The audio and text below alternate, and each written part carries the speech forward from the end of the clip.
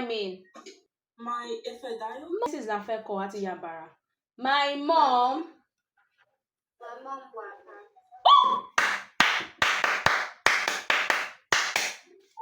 My mom is fine. My mom wapa. I'm a lebe. In a full Yoruba translation, what if for Imbosi? Mama mi wapa. Mama mi wapa. Mama mi wa jare, she's fine. Or you say Mama mi wa da. Mommy, I'm sorry about mommy. And she's a third person to us. How do we say Mama mi wa? I don't want to that second person. Almost. That's a second person. Third person. Amamu. Awon. See that you need to awon. Oh yeah. Parí ẹ̀ bẹ́ẹ̀ yẹn. Awon.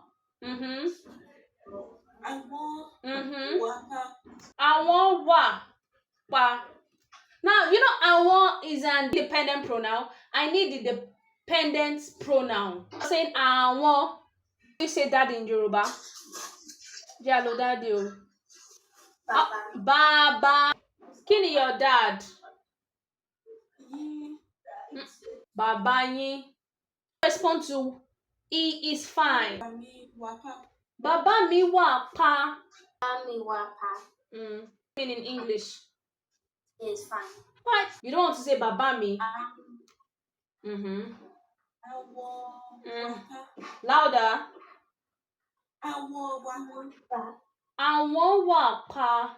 Or you say what? After awon, there's another word, another pronoun. Instead of awon, won.